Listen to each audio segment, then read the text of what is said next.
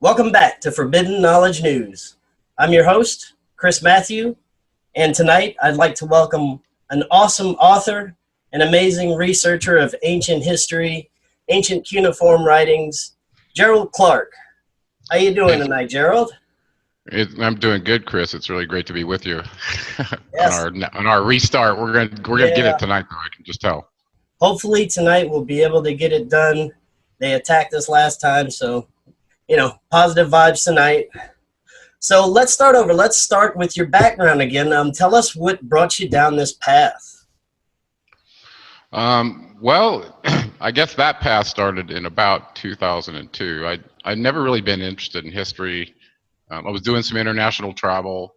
I got exposed to some people in Turkey that knew a lot about their culture, and I didn't know anything about it. And they knew a lot about us too. We were such a young country to them that we didn't really have a history that was significant, right?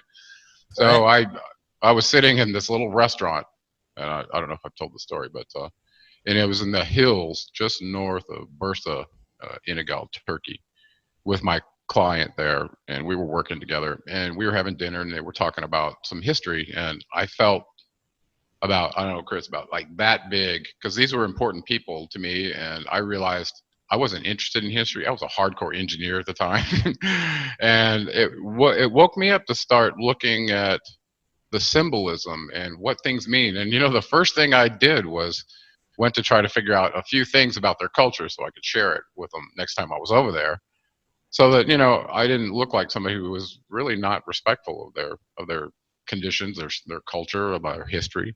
And that led me to, I guess, looking into writing a book on ancient technology. I was a technologist, so one thing led to another, and I realized everybody looks at Baalbek, Lebanon with the trilithon stones, or elsewhere where there's large blocks that we can't even move with our modern equipment today, and it makes you go, huh? We thought we were the penultimate of evolution, and we had the smartest and everything. We're the most technical. Well, there are things in our culture that we still don't know how to do that they did in past cultures. And that, as an engineer, to me was like, okay, that's a hard, tangible thing. There's something there, some technology that they had that we didn't have. And I think a lot of people are curious about that. So that kind of got me started, and one thing led to another. And I ran into all the writings that other people had done about our ancient past and started perusing through that. And I realized, well, if you can find the oldest writing, at least that we have, that doesn't mean it's the oldest. Start from there and see, what they had to say from their perspective. Get it firsthand, not filtered through culture. And that led me to the Sumer documents, the cuneiform documents. And the reason that happened is I was exposed to George Smith and his writings early on in my research, and realized this guy in 1870 or so was a preeminent archaeologist at the British Museum, was traveling back and forth to Iraq, this ancient area where they were finding this stuff. And I was fascinated by the story that he had told, finding this little dog biscuit and realizing it told the pre-flood story that led to his book called the Chaldean Genesis. And Chaldea was the biblical area of Iraq today. So, and when he wrote that book, it was 1871, I believe it was.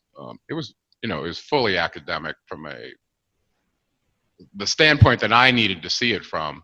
And that led me to go, okay, well, maybe they didn't know everything about translating and all that back in 1871, even though they said they found dictionaries and symbol libraries and all of the things, they didn't find just some scattered records. They found whole libraries of stuff at Ashurbanipal's temple in Nineveh.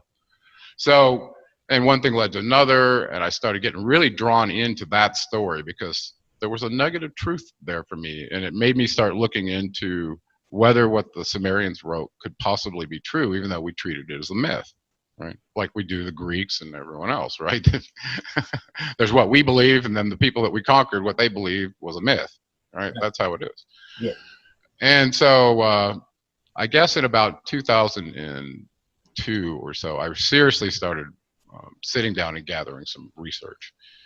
And I started putting it together. And by 2004, I was writing my first book, The Anunaki Guru. In the background, I was an engineer still involved in venture-funded firms, where there are board meetings and other constraints that don't really allow you to ever talk about things outside of business for real, you know. I mean, some people would flippantly talk about it, but for instance, I was working, so you know the scenario. Number one, about 2004, the Ancient Alien series had not come out yet. Remember that? That came out in 2009. And so they weren't really talking about the Anunnaki. There were only a couple of people that were really getting lambasted about this point, and it was kind of a dangerous thing to talk about. Funny thing, Chris, I know I'm being kind of monologue-ish here, but I was at a restaurant in San Diego the first time I realized there were other people who thought about this crazy stuff other than me. And I was at this, and it turned out to be, it wasn't anybody from my company. It was a salesman for one of the tech products that we used in design software was visiting me at lunch because, you know, I was part of their account. Anyway, so I had a scribed out genealogy table on, I don't know, the paper was about this wide, and it was like cardboard, you know, pretty firm paper. And I had taped together about 6 sections of it when I was putting together all these names from the Sumer account. And I had this thing tucked up, folded up in my carry bag that, you know, you run around with an engineer like that, or your little shoulder bag. And I had it in there, and just out of the blue, and I wasn't talking about this at all, this guy started talking about something about our ancient history and what he discovered and blah, blah, blah. And I looked at him and I was like, wow, I can't believe this conversation's happening. You know, it wasn't on the job site. It was out at a restaurant close by where everybody went to lunch. And I pulled that genealogy table out. I said, you know, I've been thinking about this stuff too. As a matter of fact, I think I'm going to write a book. That was the first time it ever occurred to me that that's what I was doing. And you gotta love those amazing synchronicities. Right. So it just pulled me in, like, I didn't decide that that's what I wanted to do. It just happened that way, right? So as I got deep into researching the Anunnaki of Nibiru, I realized that the stuff in there affected what we were experiencing in our modern culture and control structures, and it went way back in the past, you know, and everybody's like, whoa, are the Anunnaki coming back? And I was like, in my head, I'm like, do you think they ever left? You know, what makes you think they left? Who told you that? Like that. So it was, and that book, I think, basically led people to research themselves with the seminal documents that I pointed out. And those are still in existence today. They're in museums in tablet form, and it's a cuneiform that's available at even the Oxford Online University has their versions of it there. So I started there because I was worried about translation stuff, right? And speaking of that, somebody asked me just today, you know, did you learn to read any of the symbols? And I said, well, of course I did. You know, did I memorize all of them, you know, and make that a language? No, because there's no one else that speaks it. Who are you going to talk to, right? You know, like that. Well, there are a couple people who do still speak and can read cuneiform. And one of them was the ex-curator of the British Museum, Irving Finkelstein. Very animated character, very brilliant. And he teaches people how to read cuneiform and runs little classes online on YouTube. It's really, really kind of cool to see this. And so I found these documents from the University of Pennsylvania dated 1902, where a German researcher had decided his graduate work was going to be in Sumerian studies, right? So one of his tasks was, and he must, I don't know if he got to go or how it worked out, but they actually went to Babylon, brought back about 120 images, not the tablets themselves, images, high quality images that they could then take and decode. And so his PhD research was to decode several of the tablets, and I had his document. You know, it's a thesis document. It was at least 3 inches thick. And I got this, and I was reading through it, saw how he decoded cuneiform, and they had all his notes there on all the, and at that point, something struck me. It was like, not only is this real, but there are real people, you know, who are studying this language and have figured this out, not only way back in 1870, but they were still doing it in the turn of the century. But then, you know, and then about 1950, there was a book called Hamlet's Mill came out. Did you ever hear about that one? No. And it talks about Nibiru and Sumer and the whole thing, and it was really fascinating. But there was a quiet period where there wasn't much said from like the 1950s up until, I don't know, around the time of Eric von Daniken's period with Chariot of the Gods. Remember that one? So it was Yes. he was one of the early ones that was talking about this. So you know, it drew me in. Well, how did you get drawn to this topic? Because it's a very popular topic to talk about now. But there are a lot of people that don't realize how they got on this path either. Yeah, I mean, I was interested just because I started seeing that there was a world behind the world that we see every day. And it just drew me further and further into our history. And I always felt that there was so much more to us as humans than just, you know, like you say, the meat suit that we are. You know, I always felt that we were meant for so much more in our lives. And you know, I always figured to find out where we're going, we need to know where we come from. And, that's, you know, a pretty... I'd like to know, you know, based on your research, where do we come from? Where are our beginnings? Well, it's a hard place to say. If you localize us to our particular instance in time on a particular piece of terrain on a planet, I can tell you what we've been exposed to. Is that the whole truth? I can't say, Chris, because there's so much evidence that the tiny bit of a fraction of what we knew is so wrong that you know, you want to throw everything out and start over. But the reality is, from the out of place objects that we found on the Earth and such, short story is, I think mankind is in various genetic forms has been on this planet for millions of years. So that's what the evidence shows. But if we want to talk about our particular story as it relates to a particular circumstance, like the Sumerians knew in South Africa, that'd be a good place to start. That's a good place to start, because we can go visit where those sites are. We have their records firsthand, and whether it's true or not, this is what they said and this is what they believed. Okay, and that's why it's good to go to their records in the culture and find this out. And in their records, this is not Gerald Clark saying this, in their records, in particular, the Atrahasis talks about mining in the South African region, and apparently that's been correlated with the Sumerians' King's List and such, which is hundreds of thousands of years old, to a place where they were, you know, gathering gold around the Zambezi River. And we know there are thousands of mines down there. I mean, go watch the movie King Solomon's Mines. You can think that there was a gold there. Well, who was mining it 100,000 years ago? And I stopped in my tracks and asked myself that question. Chris, as a person who's been told, yeah, you know, Sumer's 3,800 BCE and Egypt's 3,100 BCE, and then, you know, and the timetable just started going back and back and back to the point where, you know, even if you were completely inculcated into the religious belief systems of many cultures, even the Christians believe, well, God created the world in 7 days, 4,000 years ago. That was a common belief for a long time, right? Right. And so all of a sudden, you know, all of this cultural lies and morass is lifting the veil with physical evidence that, you know, is repeatable all around the world. So you're forced to face the truth ultimately. And one of those truths is that maybe the Sumerians, who said that a race of very advanced beings that were visiting the Earth created them through a genetic hybrid experiment in South Africa in order to replace miners who they had already working. And this is exactly what it says in the Atrahasis account.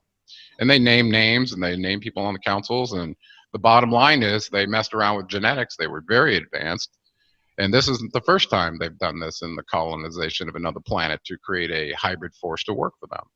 We just happen to be just now, Chris, figuring out that we are the indigenous population that was invaded by an advanced species, like what happened in every encounter in Guns, Germs, and Steel by Professor Diamond. When advanced meets primitive, you know, the relationships get formed, and if somebody's on the outside looking in, they would go, well, you enslaved them, okay? Right, so it was slavery. So this brings up a really, really strong issue for us.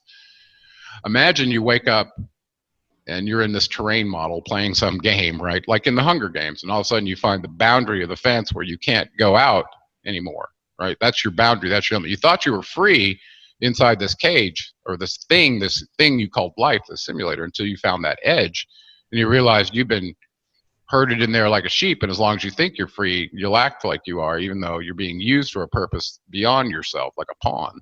Okay, well, that's exactly the situation for mankind, and many movies have pointed that out. Well, if you think about back to this idea of hybridization, I want to talk a little bit about that.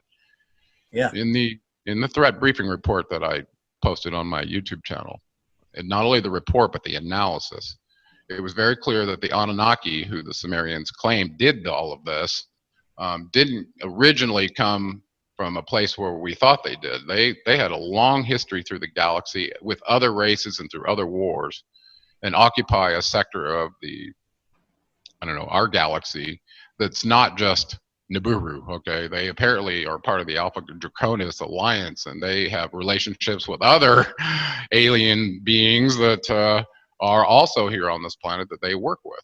Okay, so there's hierarchies of aliens way above us, and we are the dumbed down, hybridized slave workers that replace the Ajiji miners in South Africa. And we have genetic evidence of this, about the genetic Eve and genetic Adam study pointed to South Africa approximately 200,000 years ago, where the Y chromosome mutation and the X chromosome, or the mitochondrial DNA and the X chromosome decay functions, they know what those are over time.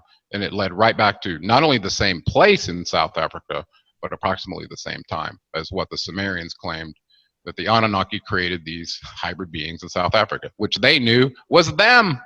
And they knew they were created to serve the Anunnaki and had no problem with that. You know, I'm sure there were outliers and, and revolutionists and all that, but for the most part, the entire civilization was set up to serve them in the central ziggurat temples that every city had. That is fascinating. Now, you know, that being said, they have different races, but these are just advanced humans, or, you know, humanoids. Well, according to there's two sources I have for this, of the number of kind of races that have been here. Listen, I wasn't thinking about that. What I was thinking about the Anunnaki, I mean, they kind of, all their depictions of the Anunnaki in the museum in Baghdad and all that, you know, they look very humanoid, you know, bipedal and symmetrical along a vertical plane. So, you know, two sides are symmetrical, two arms, you know, same number of fingers. Some of the beings were shown as having 6 fingers, but even the picture behind you on that one showing, it looks like Enki sitting there seated in that picture behind you. Yes. If you count their fingers, they had the same number of fingers, toes. You know, they looked a lot like us. Yes, they were bigger, but they looked a lot like us. But in these other threat briefing report, and this is a document that's also available that I put in the link, and it's massive. It's hundreds of pages long. According to them, there were more than 50 races that have visited this earth, and of those, many of them had a policy that they don't impede with the indigenous population. They don't interact with them. It's just kind of a galactic rule. You can't mess with the indigenous, right? The Indigenas. Well, other ones don't respect that. Yeah.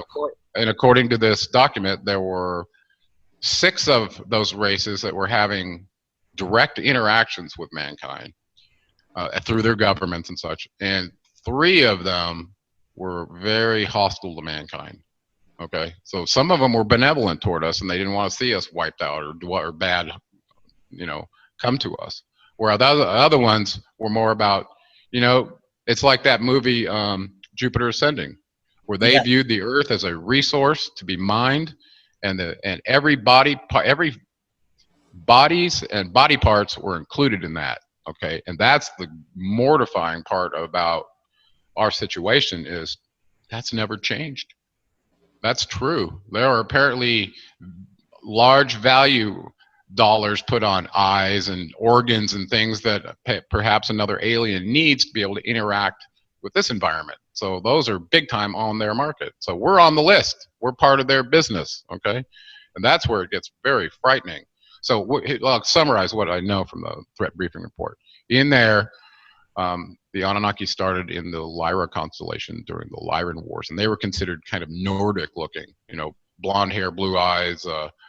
They looked a lot like what we call the Nordics now. Well, they eventually migrated through this war. Some of them landed on Nibiru, some of them landed in this Alpha Draconis complex, and they apparently had Cygnus and Orion and Sirius too. They occupied those as well. So you see these alignments of the Giza complex with the stars, right? And everybody thought it was Orion. Well, go check again. It's Cygnus. Orion's pretty close, but Cygnus is exact. Anyway, so they say they came from there. Okay, go ahead. No, so these entities that you say kind of broke the, I guess, the rule and interacted with humans, were these the ones that were worshipped as gods through the ages? Some of them were, yeah. Some of them never really wanted themselves worshipped as gods. It's like the range of experience of humanity. There's a lot of people that have the Caesar complex, where overweening and pride and ambition are the way to live, where, other ones were more, I don't know, ascended, okay? And these beings were from a higher dimensional experience than we are, a different density, if you will. And also their gravity apparently was different than ours. Okay, so, and I did a series on gravity. I want to get in what that is. But imagine you created a hybrid species and you didn't factor in the exact effects of gravity correctly, such that the DNA could adapt and the being could be whatever orientation it needed to be in the three-dimensional space. And for us, bipedalism is kind of unusual, right? If you look at the animal kingdom, there's only a few that do that. Some certain monkeys occasionally stand upright and things, but we're one of the few species that does that. And if you think about from a gravity standpoint, what's required to overcome that in our physical bodies, and this what really shocked me, Chris, is there are places in your body that will never allow you to be aligned in the gravity field correctly, the way you're designed from birth. Okay, this is like, wow, really? So was there some genetic issue in factoring in our adaptation to the gravity field versus what they had, because they contributed part of their DNA to this, what we believe was a Neanderthal in South Africa, by in vitro fertilizing the egg of the female, and Enki's half sister Ninmah actually carried it to term. Okay, this is from the Atrahasis for people who want to know, and that's spelled Atrahassis.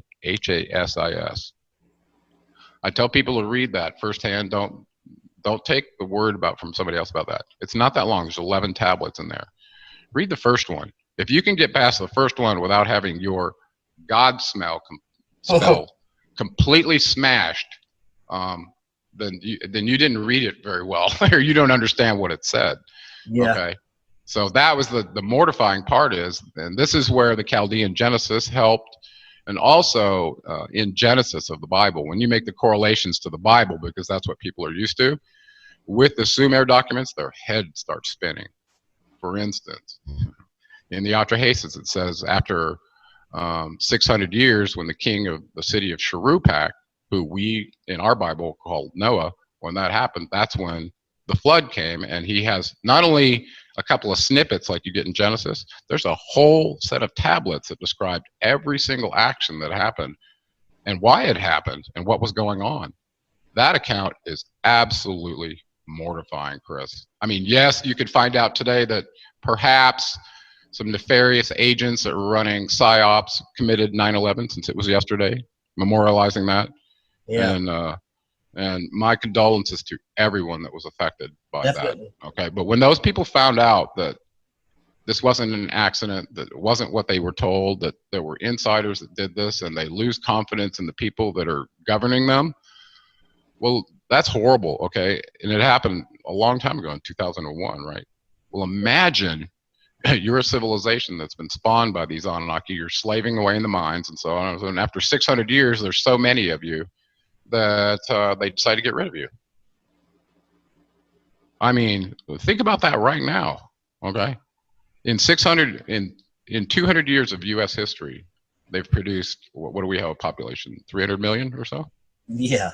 Minus all the people that have died, in wars and all the blah, blah. Okay, 300 million. How many could you have in 600 years? See what I'm saying? And yeah, they probably didn't live as long, blah, blah, but they also didn't have family planning things like we have now. So they could have had a lot of people in 600 years from this hybrid experiment is what I talk about. And so when you read in there that one of the highest ranking ones was tired of the noise that they were causing, noisy hybrids that we created with lower consciousness, he complained about them being outside his temple, drinking out of the puddles on the ground like animals. Okay? That's what we're talking about here. These how the hybrids were acting according to, this being on the council. And that activity, or that dissatisfaction with this hybrid led to the Anunnaki calling a council meeting in the Atrahasis account. This isn't according to Gerald Clark, that's what it says. And they decided they were going to replace their miners inside the gold mines with these hybrid beings that they had created. And so ultimately, some of them got brought up to Mesopotamia to be in Enlil's territory. That's where his area was. And he was the one complaining about them making noise. And so when they got this council together and decided, okay, we got to cull this population. As a matter of fact, Enlil I don't think he wanted any of them ever. He didn't want this genetic species that his brother had created, contributed his DNA to be a preeminent force that could threaten him. I think as a commander, that would be what I would think. Did you have something you wanted to say? Oh, no, I was going to say that, and we've seen, it seems a lot of these, what you would say, resets over our history, where great cataclysms just pretty much wiped out everything and lost all the evidence of what was previously happened. Yeah, I'll just throw something down on you real quick here. Solon, after meeting the priest in Sais from Greece, when he was they told him there were many floods, 4 major ones and many minor ones. Well, if you fast forward to the threat briefing report, in that account, it talks about the colonizers wiping out their genetic experiment 7 times, Chris, complete wipeout. Wow. Okay, so this is mortifying to know that that's a possibility for a species like us. This could be the end for, Chimera version number 3.416. I don't know. You know what I'm saying? Right. Exactly. So anyway, that was heavy to process early on, finding out that the Bible had been borrowed from the Sumer docs in large part, and misconstrued as well to, promote which of the gods they were worshiping. The ones in Mesopotamia, since they were there, were they ended up being the ones that showed up in the Bible. Okay, so you have Yahweh and Bel, Moloch or Marduk. Okay, and then you had Adonai, and you had Enoch. All these characters that you turn out, there's a cross correlation with the Sumer docs with who they really are. Right. Okay? And I was going to ask you about some of the key players in this. Maybe from the original names onto what we saw later on, maybe throughout Egyptian mythology and so forth. Yeah, I would just say I can do that. And as soon as you get past Greece, Rome, and into our more modern era, and you start going, oh my God, they were there, they were this place here. That means they're still, where are their symbols? Oh, they're still here. They're still running things. So when you start getting to that place, that's when your network starts going bad and stuff. And we will definitely get to that next. That's on my list. So so let's do a little name thing. And I want to encourage people to look at a genealogy table, because you hear these names. They're not normal names that you pronounce and use in our modern language. And so they don't ring a bell, okay? But if you tell them in a name of what they were used in a particular culture, they go, oh yeah, I know that one. But they still don't get that these names came from earlier times, and they didn't have the same lifespans that we had. This is hard for people to grasp, okay? Yeah. I mean, in the Greek mythos, the gods were immortal, okay? And many other ones as well. Well, what does that mean? Immortal relative to us? Because we only live maybe 100 years at max, okay? They said they made our DNA so we could maximally live on 120 years. That's what's in the Sumer docs. Well, guess what? That's in the Bible too. If you read in Genesis, it talks about man, blah, blah, blah, and they live maximum 120 years. Well, they programmed our telomerase to have a decay function so that our genetic material decays and we only last 120 years. But what if that wasn't the case and your telomerase never caused shortening of your telomeres? You would not age. That's physical science, and there was a Nobel Peace Prize issued in 2009 to 3 scientists who discovered that. So look up telomeres if you don't believe that these beings could live a long time. And also in the Sumerian Kings list, many of them lived. Yeah, I was just about to say that the Kings list, hundreds of thousands of years, and yeah, well, people talk about that. It's very interesting if you really study that Kings list. The before their great flood, okay, and I tried to correlate that with the flood that they talk about in the Bible. This one looks like it was different than the one. Remember, we were 4 major ones, okay, meaning it probably covered practically the whole surface of the earth. Well, they had one in their account in the Sumerian Kings list, and it was I think it was right before Gilgamesh, as I remember. No, I have to go look again. But the first 9 Sumerian kings started by them saying, and we're going to, kingship's going to be lowered from heaven to earth. Well, all of a sudden you're going, heaven? What do you guys call your home planet heaven? Where did we get that term? Right there, right? And Anu, their king on Nibiru, had decided to allow kingship to be brought to the earth. And in the Sumerian Kings list, it starts there and talks about the very first one and where he landed. His name was Alulim, and he was the king of where? The same city that Enki founded, Eridu. They call it Eridug in the documents, but it was Eridu. Okay, Eridu was Enki's city originally at where the Tigris and Euphrates meet and dump into the Persian Gulf, right there. Okay, so that was one of the oldest outposts that the Anunnaki created, the first one here on Earth, and we believe that one was about almost 400,000 years old, according to the records. So if you look at the Sumerian Kings list, the first several of them before the flood, before it was disrupted, they all served terms that are stated as shars, right? You see that in the document. And this is the one directly from Berossus that I got from the Library of Congress, so I had some trust in it that it was real. Okay, but it is real. And what Berossus wrote is basically correct. He gives you a lineage of those Sumerian kings that also tie into major characters that show up in the Bible, like Nimrod or Gilgamesh, right?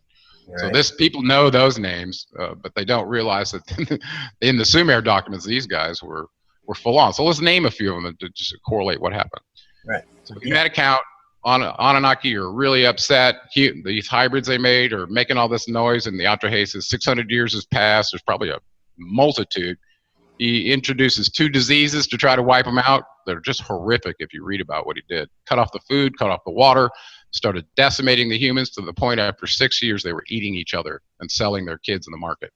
That's what it says.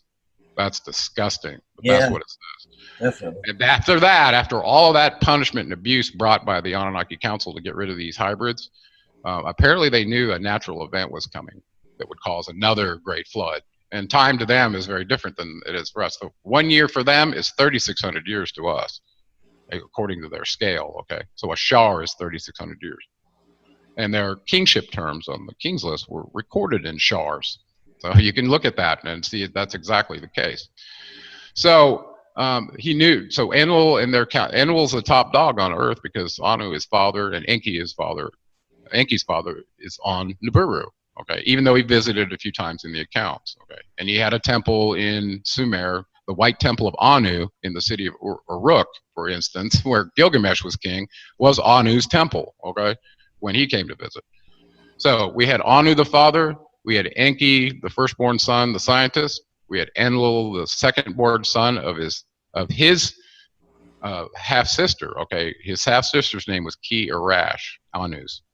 That offspring meant because of their rules, he was in line to rule. So Enlil was the younger brother, even though he ended up being the commander.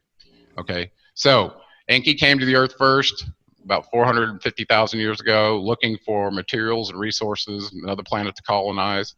Right? If you read the Enuma Elish, okay, it talks about the tablets of destiny. These belong to Enki. Okay, they were on the planet Tiamat before their constellation had a collision with what became our Earth and our moon Kingu. Well, if those tablets of destiny were on that Tiamat planet, which is where our Proxima Earth, they were already starting to colonize the inner planets and were watching stuff. Okay, so the idea that they came back to a planet that reaggregated and became our Earth, where the planet or where the tablets of destiny belonging to Enki were held, that goes back to the Sumer docs as well, because Enki was the holder of these civilizing tablets. Maybe they were optical discs that run on Blu-ray. I don't know, Chris. Yeah. Yeah. But they had the aspects for rolling out civilization to civilize places, okay? And he was in control of those. So there's a direct connection with Enki and the tablets of destiny and our destiny because of that. So Anu, Enki, Enlil, let's not leave out Ninmah, okay?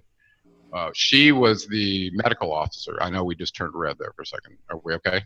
Yeah, we're good so far.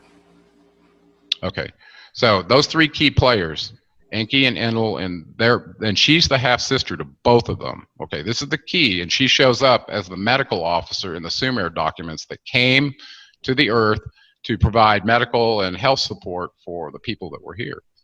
Okay, and she ended up setting up her operation in the same city where Atrahasis was, in the city of Shuruppak. So that's where the medical outpatient clinic was, right there. Okay, that was her area. So she was in the Levant as well.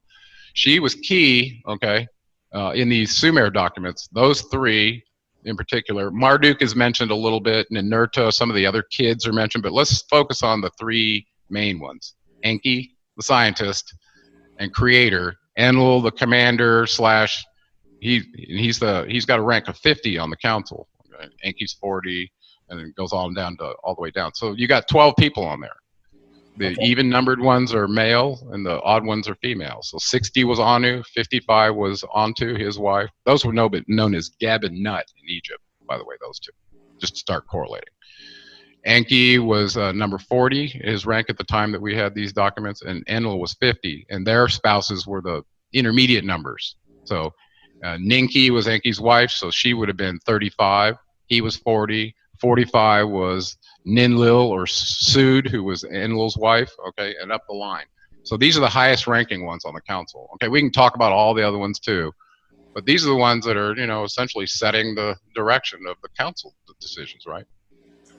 Okay, so we have Enki and his sister Ninmah that were ordered by the council to go create a hybrid replacement. So I focused in on those two because if that's the case, then the DNA that we have came through at least partially from them. Okay, so it's worth knowing that. I mean, it's like if you were to go get a genetic test today and say, well, who's my father, right, or like that. Well, the reality is I focused on the Anunnaki. Even though there's these other races, they put their genetic mark on us. And that's exactly what the Bible says. We're created in our image and our likeness. Well, we are hybrid Anunnaki, whether we know it or not. And we are created in the likeness of them. Okay? Not some reptilian-looking thing or anything else. We were created in the likeness of them. And that picture directly behind you with Enki sitting there, yes, his DNA is who you were created after the likeness of. And Ninmah, who is known as Belet Ili, the womb goddess, known as Isis in Egypt. Okay, she had many, many names. Okay, but she is a key seminal character because she was the half-sister to both of them, meaning she could produce the offspring kings that would be on the throne. You had to have an offspring from your half-sister in order for this to be real, not your wife. That's their rules. And it had to do with preservation of mitochondrial DNA. Now it seems which the female contributes in the process. It seems that of the two brothers, Enlil and Enki, that Enki seems to be the more compassionate. Would you agree with that? Enki was Prometheus. So when you see that movie that, he realized what circumstance, and yes, he may have been, and I wrote about this in my screenplay, by the way, this is a really deep issue. What is our genetic creator's relationship to us? Now, let's play a little mind game, Chris. If you knew the scientist who first genetically caused a cloning of Dolly the sheep, and he actually did it to a human, and that human was you, and you grew up and found that out, and found out, well, he's done this for millions of other people too, not just me. So I got a daddy complex now because it's like, it created me. It doesn't even care, right? Or it doesn't seem to. That's the thing. You know, this is the thing we project onto the Anunnaki, by the way, with all these archetypes. And so, would you worship this being like the Sumerians did and go, well, it created us, so we got to serve them, bring them food, bathe them, clothe them, do whatever they want, right? Like they did then. Or, you're kind of in a quandary on how to deal with this. Now, for instance, if you found out this scientist who did Dolly the sheep was the one who created you, and you're at this point, would you go, I really hate you for what you did to me? You gave me a genetic hybrid that's a subset of your DNA. I'm not full on, and at this point, it's like the Native American discussion of the rabbit and the hare, or then the tortoise having a discussion about, well, you were made so capable in your fast. So we start comparing, right? Well, I don't have the IQ that you do, all this stuff that comes up. And this created a real mental issue for me in realizing that you could play victim and go, well, we were enslaved, we were treated to this and da. But at the same time, this is where it gets really deep, Chris, is the concept of what we term slavery. Okay, and Enki wrote some about this because he knew that galactically jump-starting a species by millions of years and putting their mark on them has some consequences relative to the development of consciousness that is universal, not just in our species. Okay, we're all on a path back to discovery of who the source is and where we are. And you opened this discussion about saying essentially that we're all on a truth quest when you find out what's really going on. Because if you're not half crazed in the head and realizing that everything you've been told is a lie and you want to know the truth, you haven't figured it out yet. That, or you've stuck your head in the sand and you don't want to know, and you've decided to live in the matrix because it's comfortable. And listen, there's no one that says you need to be pulled out of the matrix and woken up, right? If you're entertained by that and it's not your time to wake up, then have at it, okay? Because we're all eventually on this path back to the source, and this comes from their writings as well. Also, the writings from one of the key players that I left out, who was the other scientist and son of Enki, who was Ningshita Thoth. Ningshita shows up in the accounts, and actually he was a geneticist as well, that apparently was involved in doing the upgrade to the first two beings that they created, the Adapa and we call them Adam and Eve. Gave them a genetic upgrade so they could procreate. They couldn't procreate as a hybrid when they first made them. This was a real problem. They're trying to meet labor requirements, right? So I was like, oh, we just made them, and now they can't reproduce. What are we gonna do? Build them in the lab, so many at a time. They tried that for a while too, and it didn't work. So this Ningshita Thoth character is quite amazing. He turned out to be quite an inspiration to me when I realized there were benevolent ones here that were in affiliation with forces that were much higher than the Anunnaki. Okay, the Anunnaki is a race. I mean, imagine you go up to the place where, there, and it's been mentioned in some of their writings from Thoth that there are civilizations on other planets that have actually evolved to the place where they don't need to toil. They create everything from thought and manifest it for their reality. Now, wouldn't that be a nice place to be, right? But there are ones that are that far along in the evolutionary path, much further than we are. So this concept of slavery, I want you to tell me what your thoughts about are when you discovered that possibly what the Sumerians are saying is true and that it applies to you.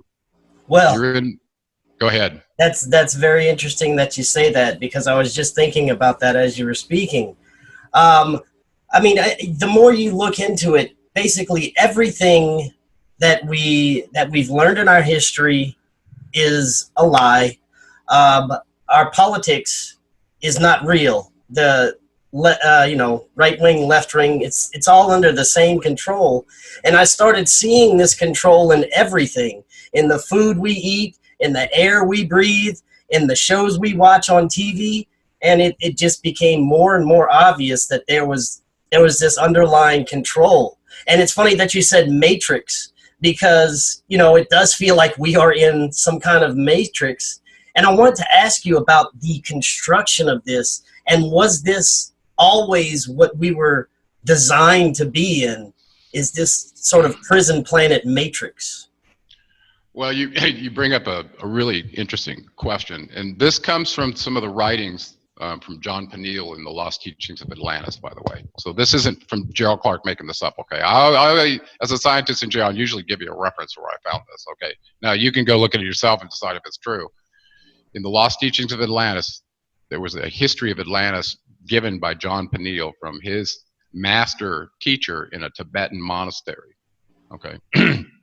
This goes way back, and there's only a few of these in the world, and they don't talk about this. And this is a really great history, and it correlated a lot with the history from Thoth in the Emerald Tablets and several other locations about what really happened. How did this enslavement really get started here on this planet? Apparently it goes back a long time, a long, long time. So in that story, and I'm going to try to summarize this the best I can, and I think it's important to know this because of the dimensional boundaries and everything that gets crossed here. Apparently, there were beings that were affiliated with Thoth's group long before Atlantis when they came here. And they were so advanced that they didn't even have to take on a body form, unless they wanted to. And part of their trip was going to different dimensions and times and locations and trying on the material forms of what they could instantiate there to have that experience. They were having, I don't know, kind of like a VR, virtual reality experience like we try to do in games and such. They were doing this by having material instances of themselves show up on various planets. The ones that came to the Earth and did that took on various forms, according to this writing. They took on animal forms and all different kinds of forms, okay? And their consciousness could be in that, even though they look like an animal, they were actually a very advanced being just having that experience in that form. What they didn't count on was by materializing into a certain dimension as that form, that they would get possibly entrapped in that form and could not get back to the place where they were not an instance of material, okay? So back to the source place where they were. They didn't know in their dabbling that this could happen, okay? So apparently the first wave of these beings that Thoth talks about in the history, and Thoth was the master, the master teacher to this Atlantean monastery, according to their records. And his last incarnation to them before Babaji was Jesus.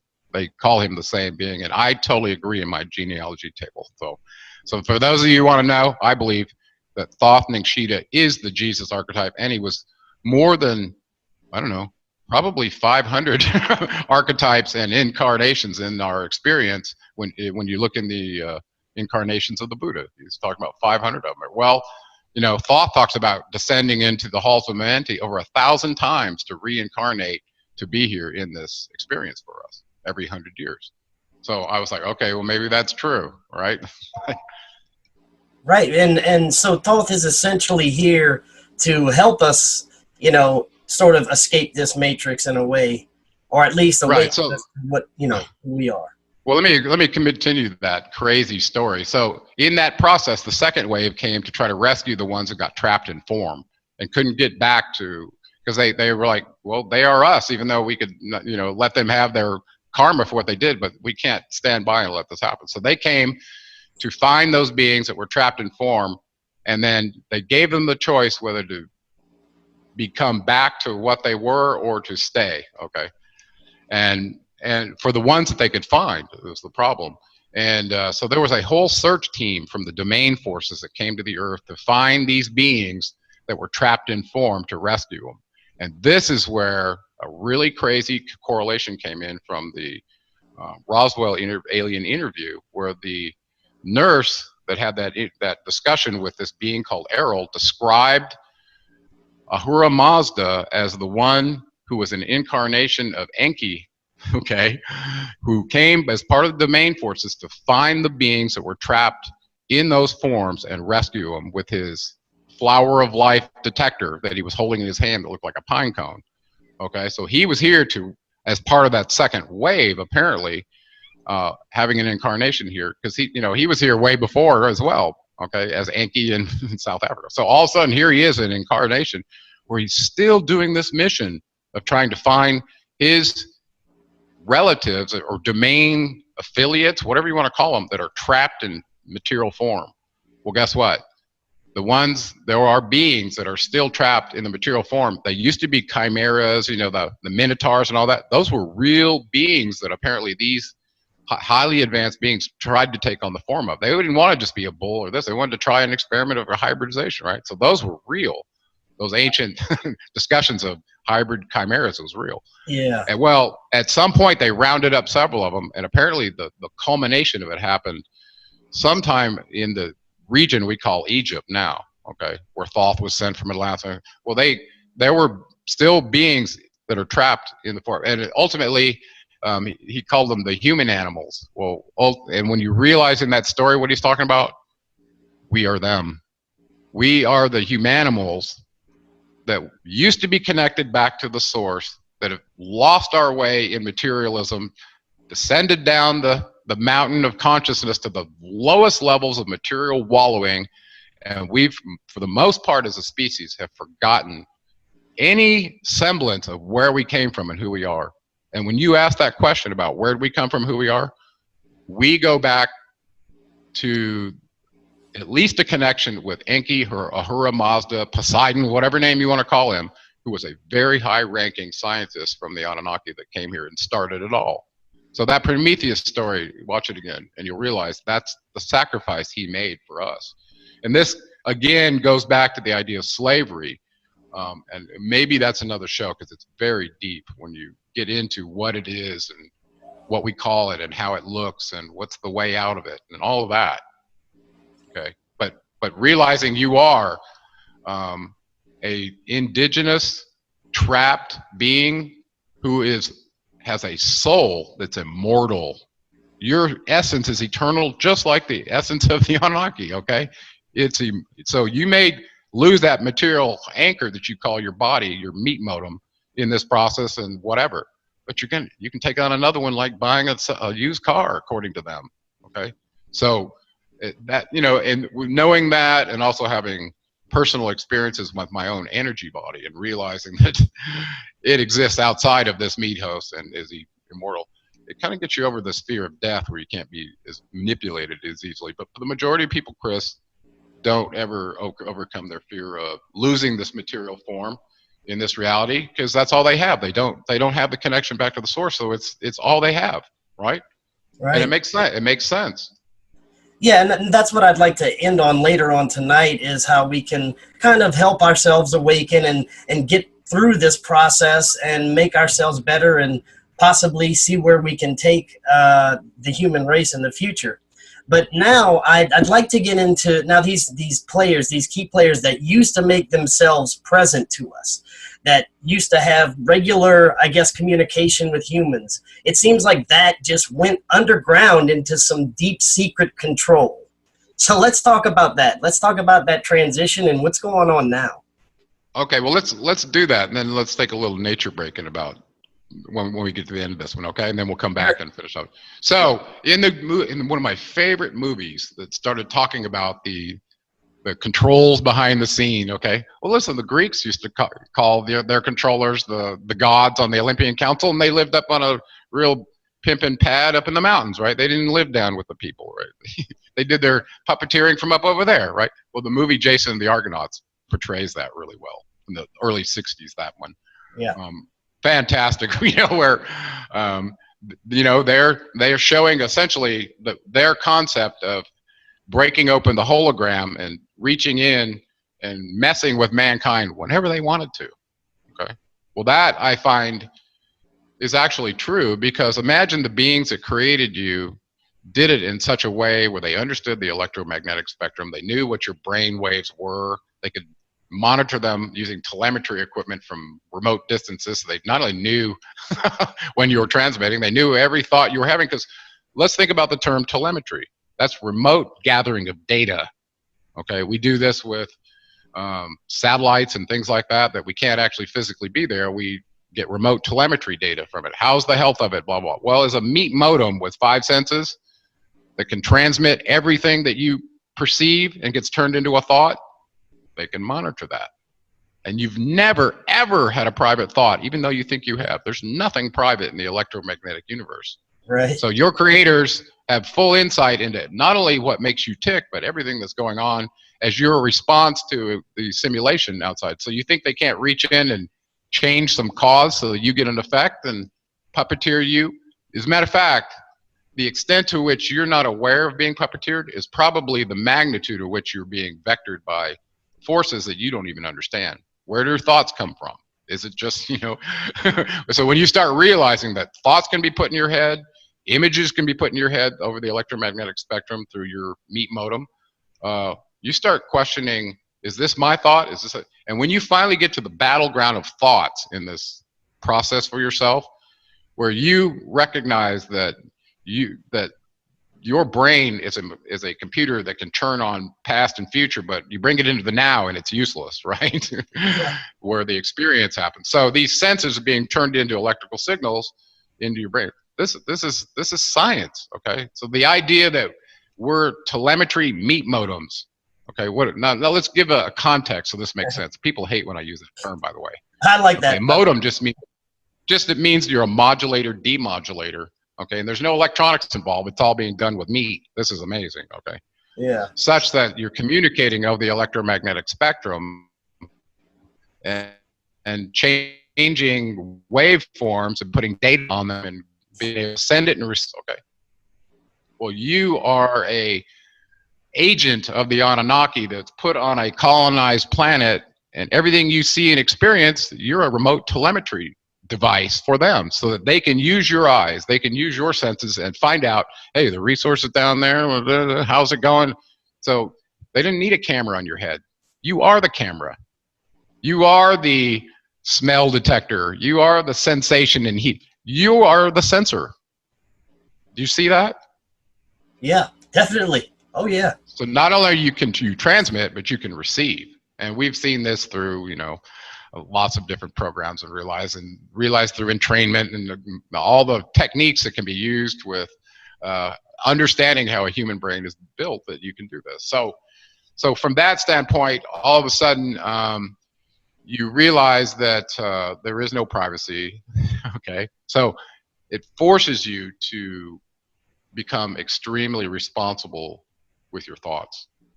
So if you choose to put your eyes on this and well, that causes me to be all about that, but it's not good for me and separating me from my internal energy, and this is the part that people don't get, is if you don't have a connection to gravity, the sensation of your higher energy self, your chakras, this is all woo-woo talk, okay? And it doesn't ring true with them, okay? But if a person can have an experience such that they know that A, they were awake, and B, that they were conscious and rational, and that they existed apart from this, okay, not just in thought, but in reality. If they could have that, they would know that this is temporary and that this is all a game, that we're infinite beings having material experience, and the game would be over, okay?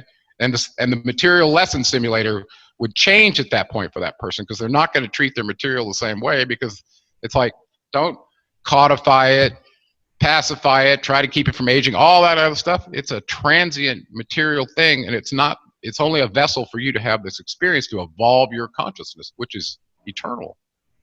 So how do you convince somebody of that? Unless they can distinguish, and the Thoth tells you this in Emerald Tablets, if you can distinguish yourself from your not self, then you're on the pathway to discovering who you really are. Okay?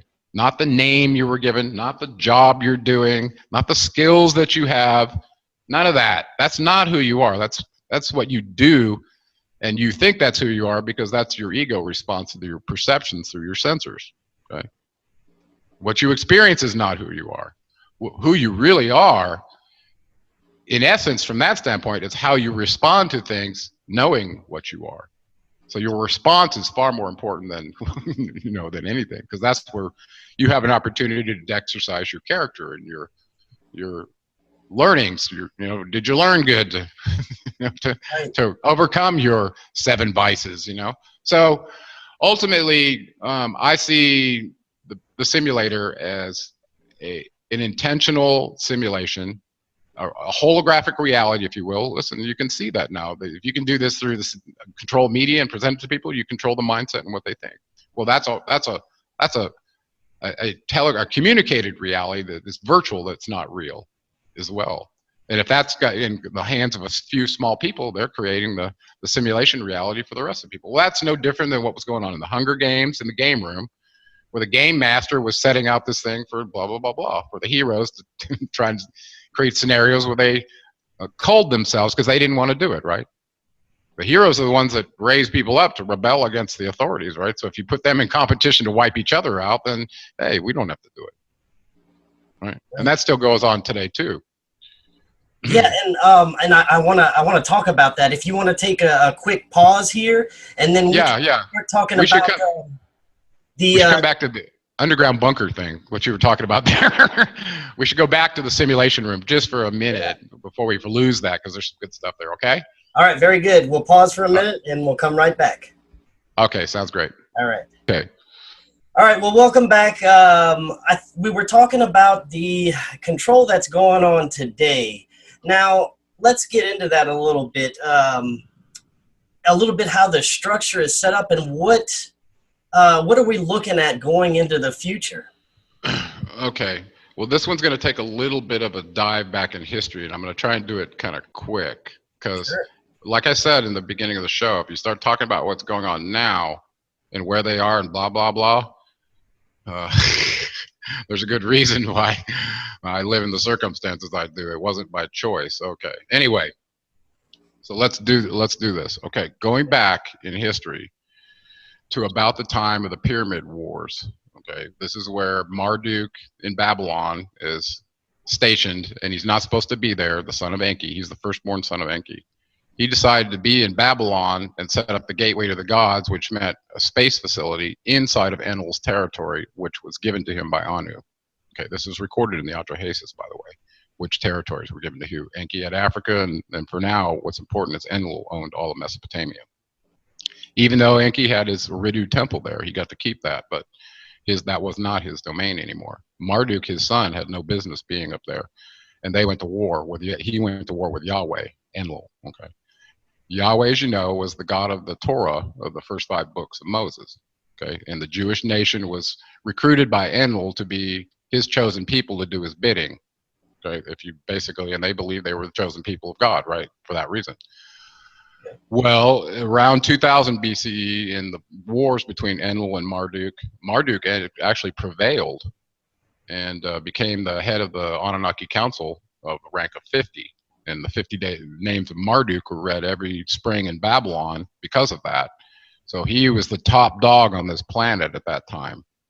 Okay, and Yahweh Enlil did not go away. Okay, that, by the way, he was Zeus in Greece, and his arch nemesis Poseidon was his half brother Enki. So Enki and Zeus, or Poseidon and Zeus, were Enki and Enlil. Okay, so let's go back to the Marduk conflict. Okay, so when he rose to ascendancy, you realize in the wars between Babylon and Jerusalem that much of the populace, the skilled populace of Jerusalem, was taken captivity in Babylon. And if you count the duration they were there, some people disagree with this, but it's approximately 1,600 years.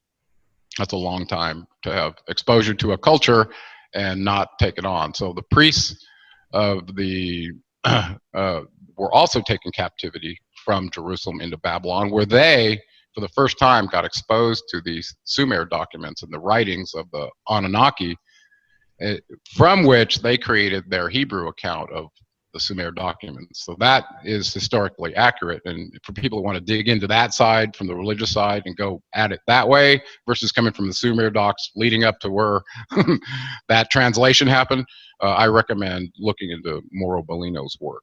And he did a free PDF in English. It was something to the effect of the last book you'll ever read about the Bible, was something like that title. Now I have links on my website for that. Anyway, so the control structure, let's not lose sight of this. Marduk, as his preeminence, basically had it in his mind that he needed to route the headquarters for Enlil, which used to be Nippur, where they ran their mission control centers and all the aircraft landing and taking off from Sapar, which they called their spaceport. That moved to higher ground after one of the floods. And Yahweh Enlil's headquarters became Jerusalem in the documents, okay? So Enlil was there. Well, Marduk, basically through time and his, I don't know, strategic plans of having every possibility covered. He's brilliant, by the way. They all are. Anyway, it looks like he found a way to infiltrate the Torah Jews via the Khazar region way back in time. This is, if you look up the history of Khazar, the region in Khazaria where the entire populace converted to Judaism, right? Why did they do that? And you can tell they did it using the Babylonian Talmud. It's in their records. Well, that came from Marduk. So I see that as a long-term strategy by Marduk to move his religious people into Israel and take over and use the Babylonian Talmud as their preeminent document. Now, tell me that did not happen. That did happen. Okay, so Marduk's money magic that he taught in Babylon to these people that became Jews, even though they never had any blood from the Khazar region shared with the people in the Palestine region. Okay, they didn't have any Semite blood at all. Well, these became the Jews that are now in charge of the religious order serving Marduk. So Marduk looks like he routed Enlil to me, and because of that, if you look at the control structure and the banking structure and the media and who owns everything in the world, it's the agents of Marduk. And I'm not calling out anybody genetically on this, but that's just what it is, okay? Right. Okay, you want to see, I think about a Rothschild who has $500 trillion and has banks in over 140 countries. You tell me those people are not serving Marduk, okay? Because if you look in the Babylonian Talmud where Marduk was the chief deity, okay, and he's also known as Moloch, Moloch, okay? So if you look in Palmyra, Syria, where those arches were destroyed by ISIS of all people, why would you name a barbarian force after the mother of humanity? Unless you're disparaging her, okay? So there were factions among the Anunnaki where they did not get along. And when it was time for them to be in preeminence, anyone else that opposed them, their namesake was smeared, okay? That goes for the three that were important in our historical account: Enki, Ninmah, and Ningshita Thoth, okay? Ningshita Thoth shows up as Enoch in the book of Enoch, by the way. He was Enoch, and he also shows up in the Bible as Azazel when they were talking about sacrificing 2 goats. One of them was for Yahweh, and one was for Azazel, who released the goat as a nature atonement. So these were 2 opposing forces that came into conflict, okay? Enki's son Thoth came into conflict because he was here to promote consciousness and raise the consciousness of these hairy barbarians. Enlil didn't want that. As the commander of the earth, when he was in charge, he wanted slaves to do the functional mission, and he didn't want any peers coming out of that group. Okay, there were no openings in the Anunnaki Council for hybrids that think they're as good as we are. That's how it was.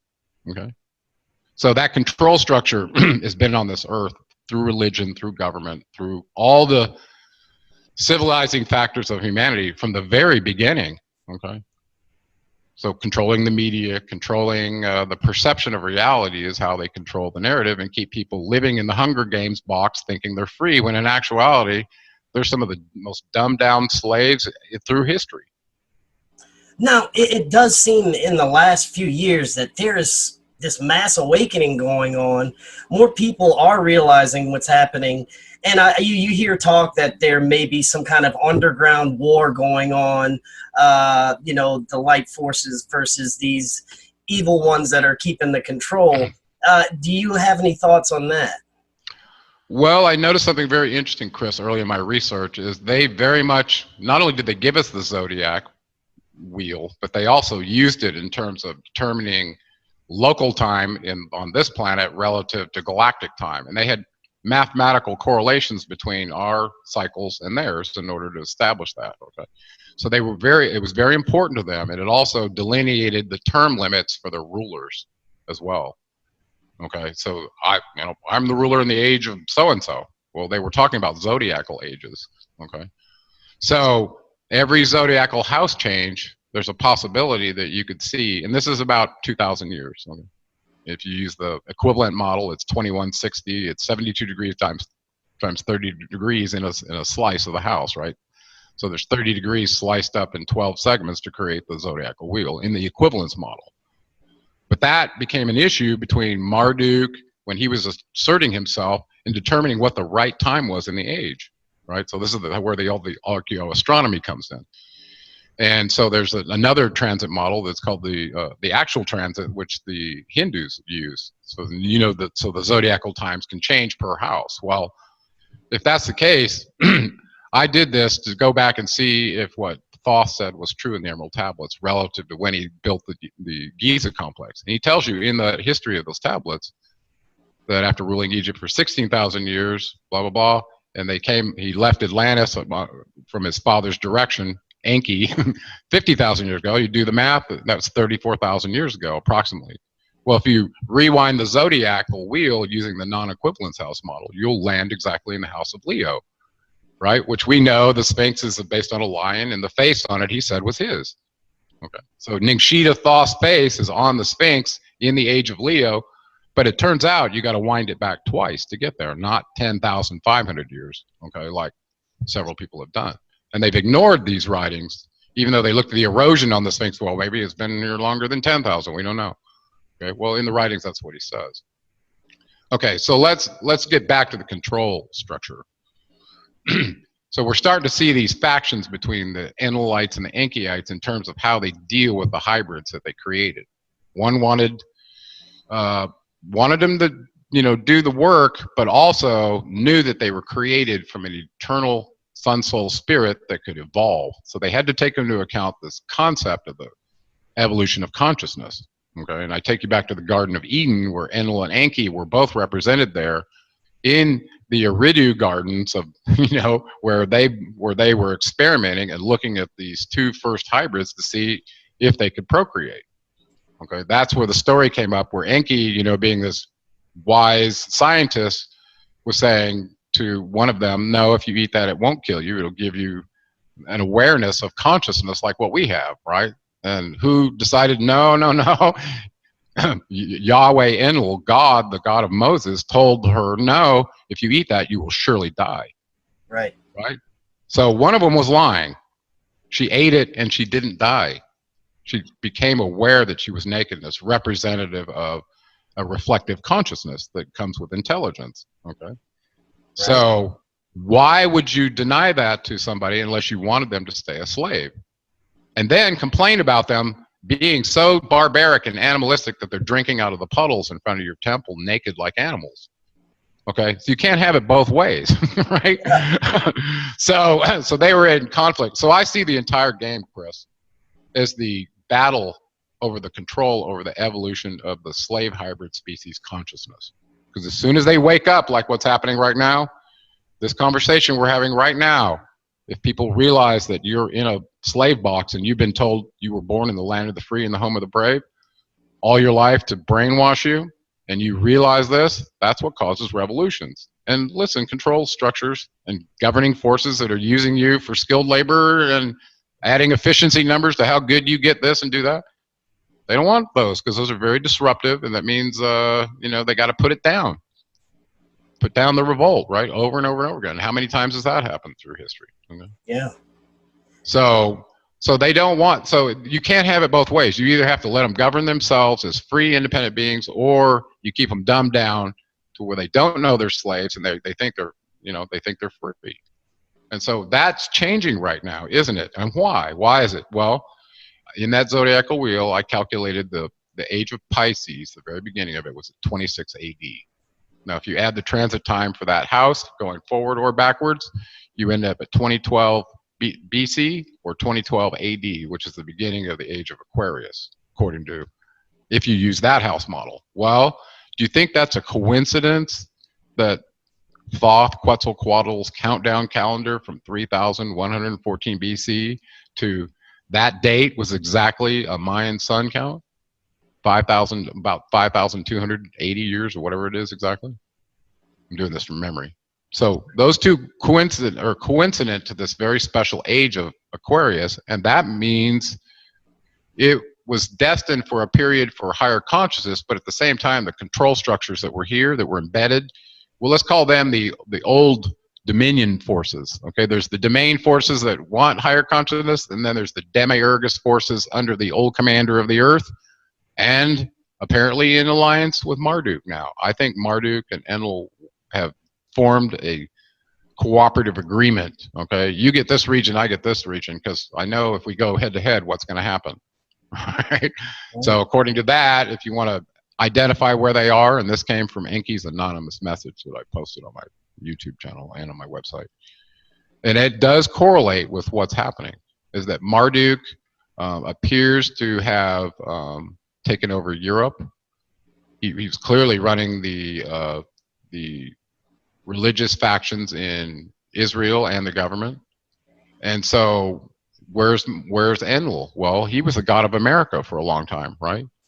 Well, until about 1895, it looks like, when the Christian god took over the highest figure in the Masonic order. Whereas it used to be the master architect, who was Thoth, who brought the mystery schools to humanity in the first place. And this comes from the commissioning by Poymander in the Secret Teachings of All Ages from Manly P. Hall. If you read that, you'll see that Thoth was commissioned by higher entity beings. You could call them cycle masters, you could call them whatever, to lead humanity through the dark ages until they were at the age of where they were supposed to wake up to their higher consciousness. Because that is part of the Creator of All's destiny for their beings and their souls, not their material form, but for their souls, is to everyone returns back to the source eventually.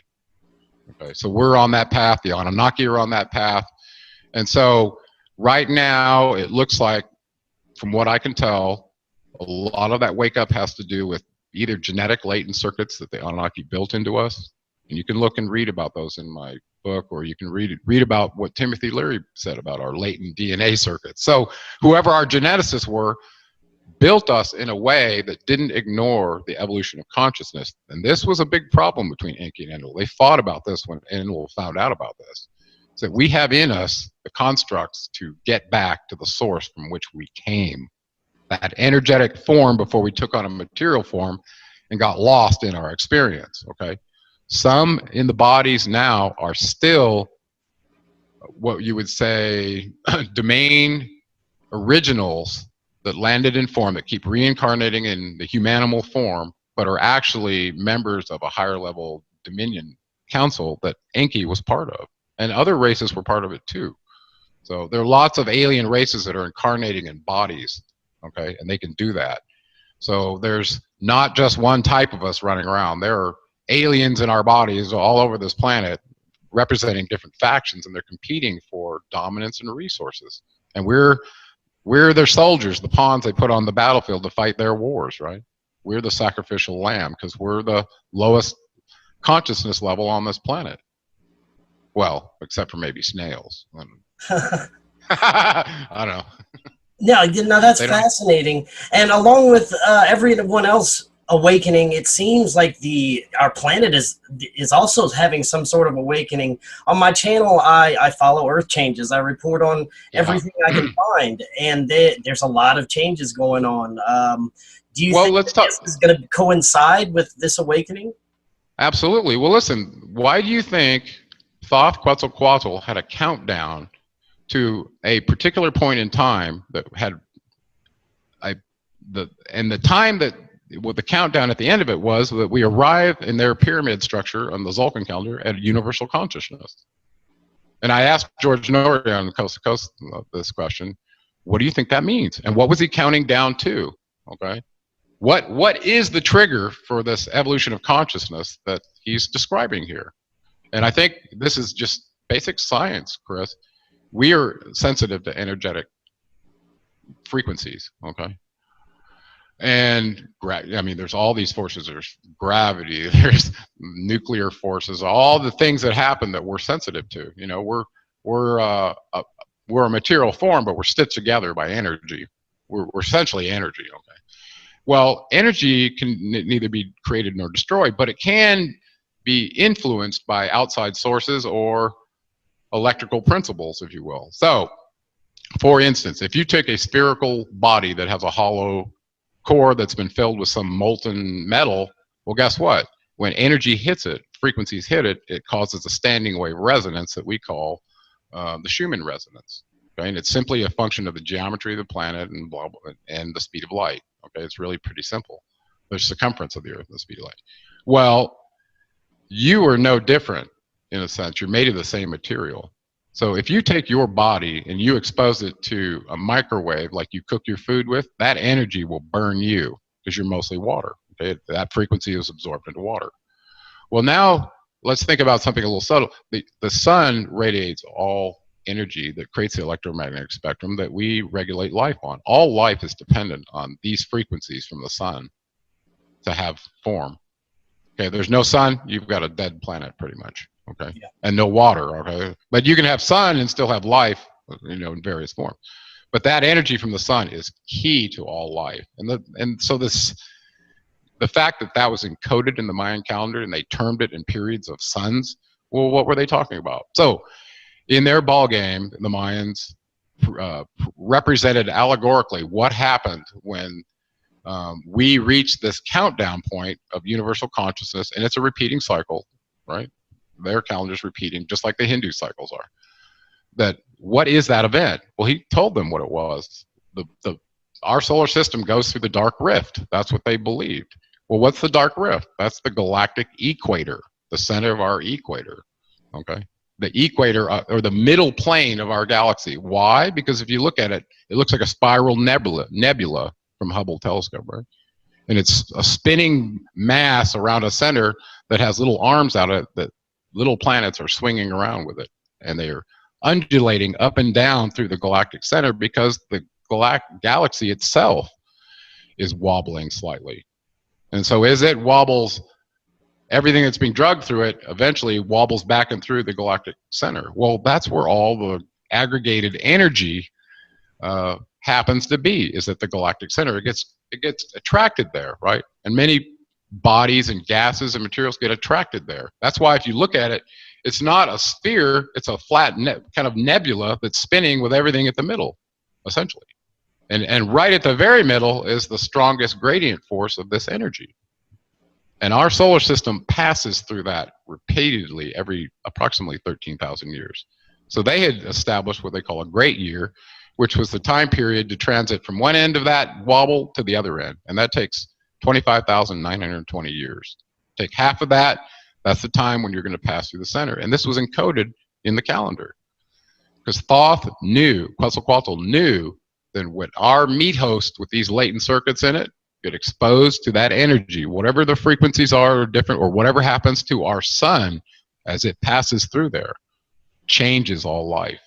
Okay. So I did a show called Mayan Fifth Sun and Ascension Timing. And I looked at the science of what the Mayans were saying about this, and then also what we know from a modern science relative to what happens to the lifetime of a star. Okay? And this is very similar, as above, so below. This is similar to you as well. Okay? The life of a star is very similar to the life of a human, if you look at the analogies. Well, in particular, if we take our sun, and it truly is at the place where it could be passing through the galactic center, number one, you're going to get massive Earth changes, okay, because of the different energies that are affecting the magnetism, the repulsion force, all the things that affect celestial mechanics are going to get perturbed as you go through this gradient field. Does that make sense? Yeah, definitely. Okay, and it's possible that if there's enough fuel there, meaning gases and debris that get attracted or impact with the sun, that the sun's energy could change. Meaning, if it got enough energy and material to continue its evolution, it could expand and go supernova and explode, right? Or it might burn up all its It might burn up all its fuel and then go and become a brown dwarf. Okay, so that's going to affect all the life as well, right? So now you got a dead sun and everything's going to die. So that's possible as we go through the galactic center that we get changes to our sun.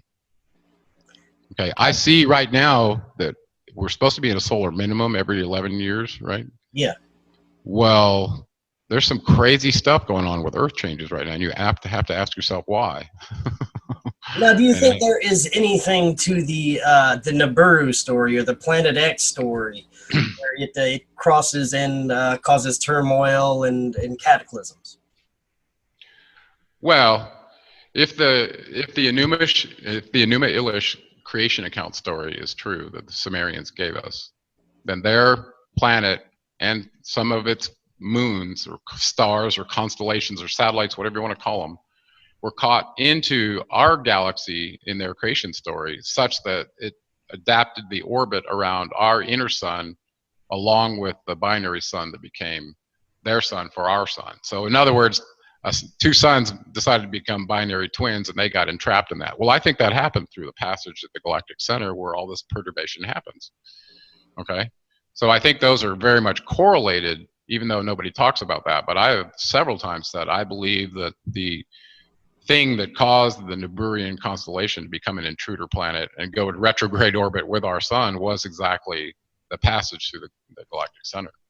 And so that was probably very important to many races, knowing that through history. So does that answer your question? So I think so doing the math, ask yourself if that's true, are we in the age of Aquarius? Because Thoth said he was going to be the one that saw us through the dark age of Pisces, and it was going to be here to bring in the new age of light, enlightenment for humanity, which we've never experienced. Maybe we got a little bit of it in Atlantis if some humans were there, but I don't think we've ever been exposed to a philosopher king type of living experience where we weren't slaves. So do you see us going through a period of great turmoil before we can actually get to the point where we are, where we should be as humans? Yeah, here's the crazy part. When you dig deeply into the Hindu writings about the Yuga cycles, they believe the same thing relative to human consciousness, waking up as a function of your position relative to the galactic center. Okay, and I specifically am talking about the holy science from Swami Yukashar, who was a student of Babaji, okay, and Babaji is the bomb. Anyway, so they both agree that the galactic center seems to do something to human consciousness. Now, ask that question that you just did one more time, but make sure I'll stay on track. Now, do you think that we're going to go through some great turmoil and cataclysms before we actually get to the point where we need to be as humans?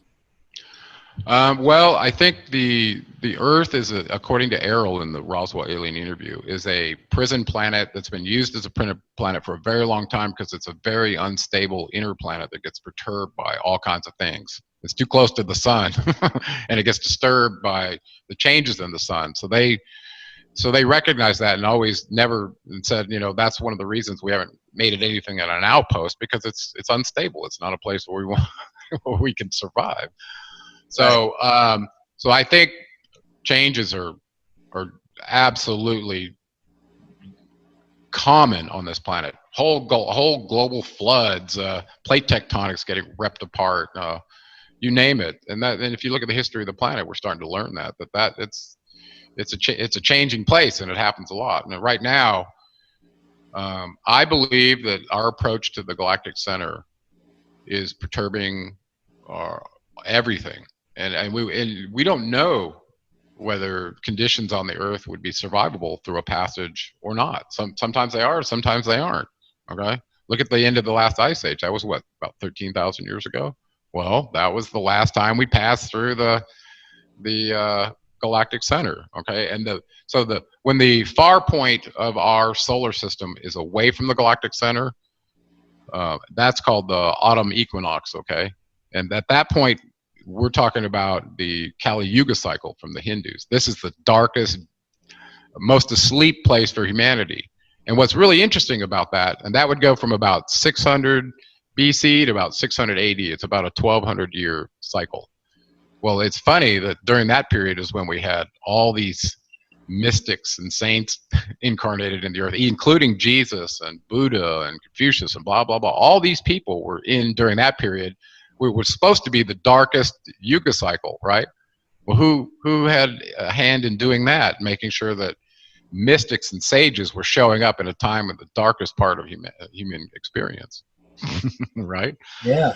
So as you proceed through the wheel, as you reach the spring equinox, which is where Westerners reference the Galactic Center, because that's the side that's closest to the GCR, the Galactic Center.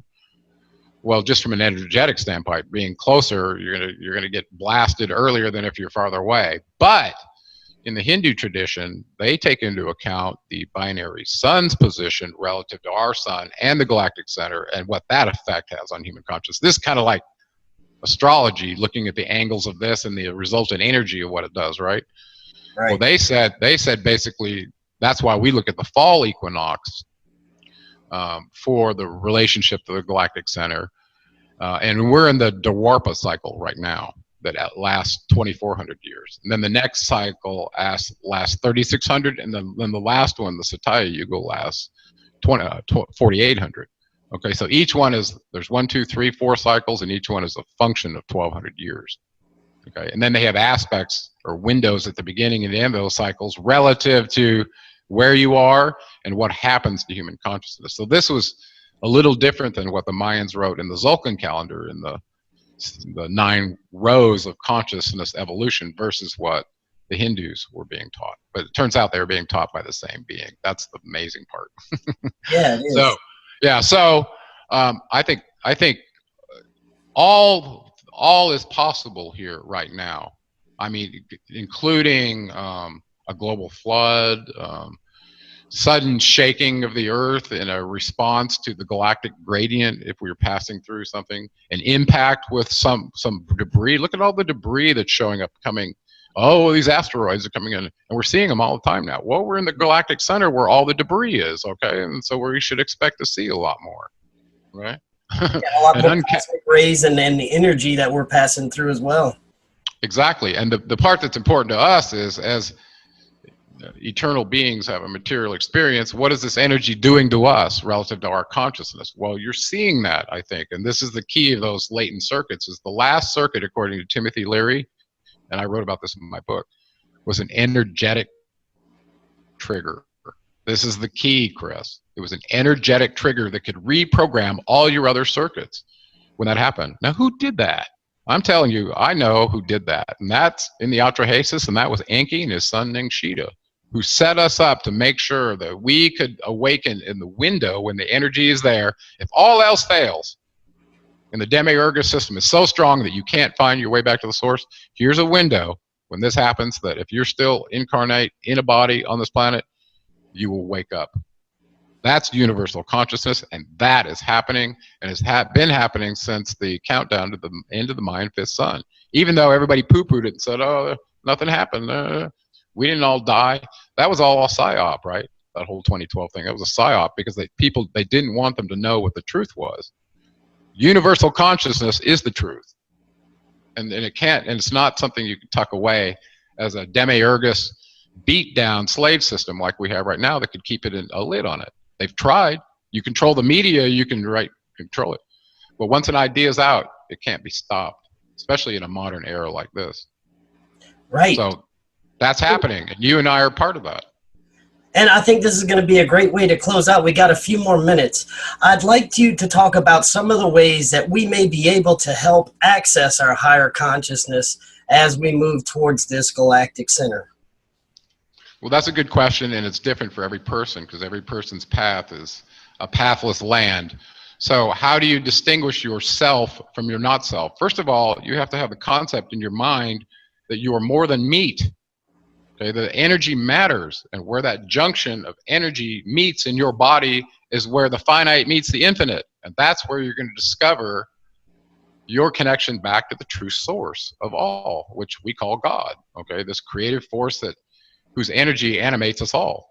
Okay, and it's kind of a game of, your higher self, because of the influences through culture and your perceptions, your skewed perception prison plays hide and seek with you your whole life. Okay, So until you are at the place where you realize you've got to distinguish yourself from your not self, that means find out what energetically makes you tick. And there's a simple way to start this, okay, to be real basic here. When you put something in your mouth and you eat it and it makes you feel a certain way, makes you feel bad, you don't do it. Makes you feel good, you do it. Okay, especially if the long-term effects are healthy, not short-term satiation with a sugar fix or something like that. I'm not talking about satiating your desires. I'm talking about true assessment of cause and effect. Okay, so if I put something in my body and it makes me feel bad, like alcohol, and I'm blurry in the head and I can't seek wisdom because I'm always in a stupor, well, that stands between me and my higher self, my higher aspect of myself that could be sentient and clear-headed and put pieces together. Okay, so what I'm telling you is, if you just pay attention to how something makes you feel, not in the short term like a satiated desire like good food or good sex or something, or good smoke, that's not what I'm talking about. I'm talking about the energetic sense of yourself, a well-being sense where you know that when you're doing the right thing internally, your intuition that it's right for you. It may not be right for another person. Okay? So whatever those things are that are standing between you experiencing yourself as a higher energetic being, and I don't care if that means cutting out meat, whatever, do it for a while, do it for 2 weeks, okay? Smoking, whatever you're doing that may be affecting your energy, okay? And this, now the hard part about this is, Chris, it's in the water, it's in the air, it's everywhere, like you said. It's been designed to keep you asleep. So you're gonna have to work your butt off, okay? You've got to make this so important that it's more important than watching TV or football or whatever it is you're doing. And there can't be responsibilities in the way for you deciding, I'm gonna take responsibility for finding out what this is, okay? And there are methods that people use. And I don't want people to get caught up in techniques, okay? Because it may not work for someone else. The bottom line is, how do you experience yourself as your not self? How do you experience your energy? How do you do that? Well, we have historical ways that people do that. Everything from transmitting a frequency from one person to the other through Ayurvedics, okay? You hit a tuning fork and you change the frequency. Okay, so let's talk about science a little bit. Brainwaves. One way to change your perception of yourself and experience a higher sense of yourself is to change your brain waves, okay? How do you, because we know from delta, theta, alpha, and beta, you have different experiences and perceptions in those different brainwave states. So meditation allows people to reach different brainwave states. A handheld mind modulator that costs a couple $100 that'll change your brainwaves through entrainment, you can experience it that way too. You can listen to YouTube binaural audio beats at various frequencies. See how that makes you feel. You've got to start distinguishing between things. Distinguishment means you're not judging, but you're comparing, right? If I drink this and it makes me feel like that, I can't do it. But if I do this, wow, I eat quinoa or something, wow, all of a sudden I just have this clear. Keep paying attention to that, of what makes your internal sense of energy feel better. If it's yoga for you, good, yoga. If it's meditating, good. If it's structural integration, and these ones I recommend, okay? That changes your relationship to gravity. And for me, Chris, that was one of the biggest ones. I was so asleep in my body from all the damage, I couldn't have a relationship with higher energy. Right. Well, I take that back. When I was young, I was having out-of-body experiences over and over and over, and I didn't know what was happening, why that was happening. But I realized it wasn't happening to everybody like it was to me. And after reading Robert Monroe's book, Journeys Out of the Body, I realized, of course I'm an eternal energy being and this is a meat host. It was obvious to me because it happened to me. It's not to people who haven't had that experience.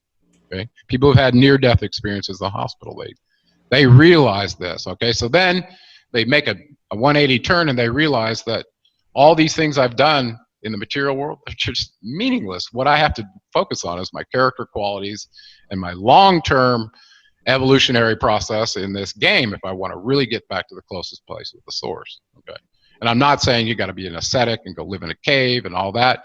Those are methods that people have used. Okay, and there's some really excellent demonstrations of what can be done to wake a person up. First of all, if you go back to Timothy Leary, the hippie from the 60s, the professor, right? He He said it really simply. You got to drop out. He was telling the people the same thing. You got to drop out, turn off, tune in, and turn on. You got to drop out of what the culture is doing, because that's what's controlling your brain software. Okay, if you're exposing yourself to culture in any way, shape, or form, they're programming your brain software. Period. And then to turn on is to turn on to your internal, what makes you happy, what drives you, what's your inspiration. Okay, and as long as those desires are leading to your higher expression, where you're finding your passion and sharing it with your fellow beings so that it's edifying them, you're on the right path. And that path will lead you to, ultimately, all of us are predestined to reach enlightenment. It may take many, many incarnations and lifetimes, but we're all at a different place in that process. A cumulative spiritual mass that may allow a whole bunch of people right now to wake up, which is what we're seeing. So, breath work is absolutely brilliantly important when you understand the electrical body. For instance, in yoga, there's a tradition of the Ida and Pingala nadis in your nose, which turns out from a structural standpoint is where your sphenopalatine ganglia. A ganglia is a nerve complex. And those places, those nerve complexes up and down your spine, we call them chakras.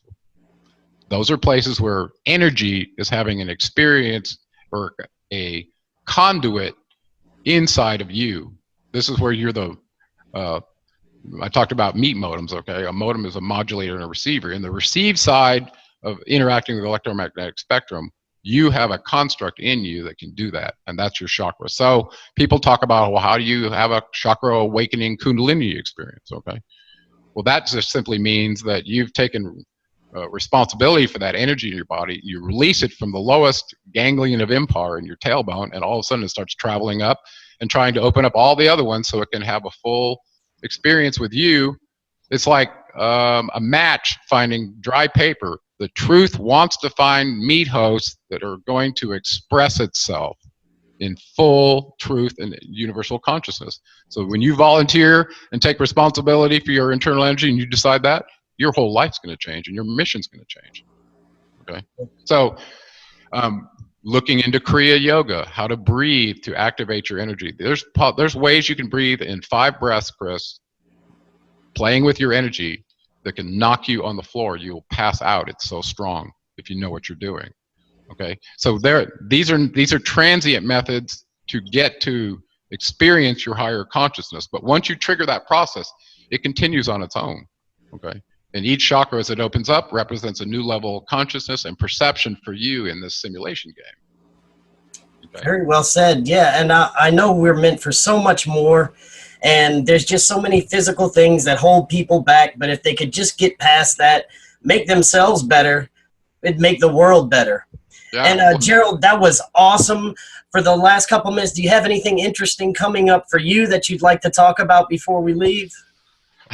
Well, based on my first book, the Anunaki Guru, when I wrote it, I was approached by Hollywood. Hey, this story's got to get told. The true story of humanity.